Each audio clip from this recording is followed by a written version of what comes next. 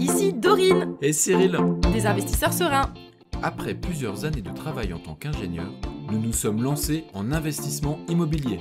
Après 5 années d'acquisition, nous étions devenus libres financièrement. Dans ce podcast, nous vous partageons les stratégies et les bonnes pratiques pour développer votre intelligence financière. Dans le but non seulement d'être plus riche sur le papier, mais avant tout pour devenir plus libre et plus heureux. Alors, ouvrez grand vos oreilles et préparez-vous à atteindre vos objectifs. Hello les investisseurs sereins, j'espère que vous êtes en forme. Aujourd'hui, c'est un épisode un peu spécial de La vérité qui dérange parce que j'ai décidé de râler un bon coup et de vous secouer un peu les puces parce que là, en ce moment, j'observe trop autour de moi des personnes qui sont la tête sous l'eau, qui bossent comme des dingues, qui ont plein de petits problèmes et qui acceptent cette situation. Et ça, je peux pas le comprendre, ok ?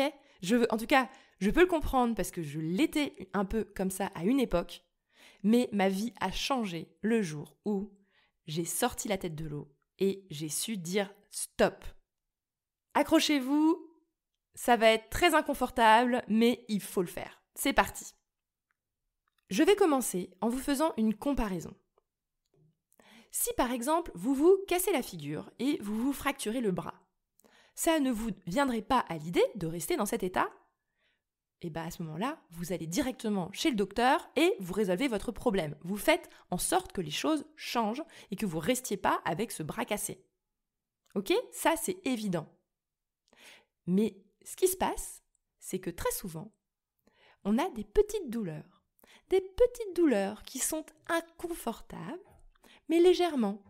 Elles sont largement supportables. Ce qui fait qu'on les accepte et qu'on les laisse traîner. Et c'est de ça que j'ai envie de vous parler.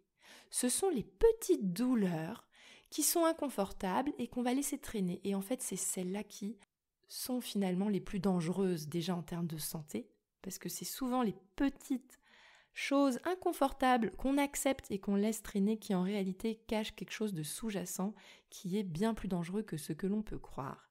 Je fais ce parallèle pour vous parler de votre vie en général. En fait, ce qui se passe dans notre vie, c'est que quand on a un inconfort qui est très fort, qui est très douloureux, évidemment, on va d'un seul coup se bouger et trouver des solutions. Ça, c'est les gens normaux, on est tous comme ça. Quand c'est douloureux, que ça fait très mal, et bien là, on se bouge. Mais ce qui se passe, c'est que quand c'est léger, quand c'est un peu douloureux, un peu pénible, mais que c'est tous les jours et que c'est comme ça, et bien en fait, on a tendance à l'accepter. Et moi, ce que je veux vous dire, c'est qu'il ne faut pas s'habituer à l'inconfort léger. Ok ? Voilà ce que je vois. Je vois des personnes qui se lèvent le matin, qui sont crevées. Mais on se lève quand même, on accepte. C'est la course, on doit préparer les enfants, les déposer à l'école, on passe un moment de stress intense et pas du tout agréable, mais c'est comme ça, on accepte. On part au boulot, dans un boulot qui ne nous fait pas vraiment kiffer, mais au moins on gagne bien sa vie, donc on se console, on accepte. Le soir, c'est la course, on doit aller chercher les enfants à l'école, préparer le repas, il n'y a rien qui est prêt, le frigo il est vide parce que de toute façon on n'a pas eu le temps d'aller faire les courses. Et puis c'est comme ça, on accepte. On couche les enfants, on est crevé. On n'a pas de patience avec eux, mais on se dit que c'est normal. On accepte. Et en fait, ce sont que des petites douleurs, parce qu'en soi on peut se dire oui, mais je suis heureux, j'ai un bon travail, j'ai des enfants que j'aime, je suis bien loti par rapport à d'autres. Donc en fait, on accepte notre inconfort léger parce qu'on se dit qu'il y en a d'autres qui sont dans un inconfort bien plus grand. Donc on ne peut pas se plaindre de cet inconfort et donc on accepte cet inconfort léger. Et en fait, ce que je veux vous faire comprendre, c'est que votre vie va complètement changer le jour où vous refusez les inconforts, même légers. C'est ce qui s'est passé pour moi et Cyril, c'est-à-dire que c'est quand j'ai eu le deuxième enfant que j'ai vraiment compris ce que c'était que la vie classique. Courir, métro, boulot, dodo, récupérer les enfants à 18h30, subir. Tout ça, je l'ai vu, je l'ai senti, je l'ai connu. Et en fait, ce qui s'est passé, c'est que on était dans la routine Et à un moment donné, je me suis dit non, mais en fait, c'est pas ce que je veux. C'est pas ce que je veux. Et ok, je m'en fiche qu'il y a plein de gens qui aiment bien cette vie et d'autres qui veulent rester comme ça. Mais moi, Dorine, c'est mort. Je veux pas vivre dans une vie où je subis comme ça mes journées. C'est juste pas ce que je veux. Et j'assume ça. Et j'ai dit stop. Et c'est ce que j'ai envie que vous compreniez, c'est que vous avez le droit de refuser des inconforts, même s'ils sont légers et que d'autres personnes ont plus d'inconfort que vous. Oui, on a le droit de décider, de changer et de faire autrement que la plupart des gens. Donc, aujourd'hui, je suis vraiment là avec vous. J'ai envie que vous pensiez à votre vie, que vous regardiez vraiment avec franchise les moments qui sont inconfortables mais supportables. Posez-vous la question.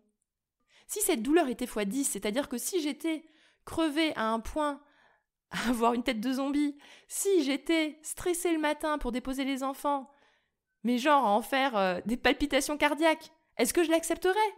Ben non. Donc pourquoi tu l'acceptes parce que c'est un peu plus faible ? Tu peux le refuser. Et c'est à partir du moment où tu vas refuser certaines choses dans ta vie que tu vas enfin prendre ta vie en main et avancer. Voilà, c'était juste un petit épisode rapide pour vous réveiller, pour vous autoriser à être exigeant. Non, vous voulez pas une vie avec une chaise en bois. Oui, vous êtes content d'avoir une chaise en bois pour vous asseoir, mais en fait, non quoi. Moi, je veux un fauteuil. Je veux un fauteuil avec des accoudoirs et vous avez le droit de vouloir ce fauteuil avec des accoudoirs parce que vous voulez être assis vraiment confortablement. Vous refusez d'être assis sur une chaise en bois. Oui, vous êtes bien lotis parce qu'il y a des gens qui n'ont pas de chaise, il y a des gens qui sont sur un tabouret, mais on s'en fout. Moi, j'ai mal aux fesses quand je suis assise sur une chaise en bois, donc je veux un fauteuil confortable avec des accoudoirs. Je sais que cet épisode n'a un peu rien à voir avec l'investissement immobilier, mais c'est aussi pour que vous compreniez que quel est l'élément déclencheur qui nous a fait, nous, Cyril et Dorine, vraiment se bouger en immobilier, c'est le refus de ces inconforts, même légers, dans la vie quotidienne. Bonne réflexion à vous. À bientôt. Ciao, ciao. Et voilà, l'épisode du jour est terminé.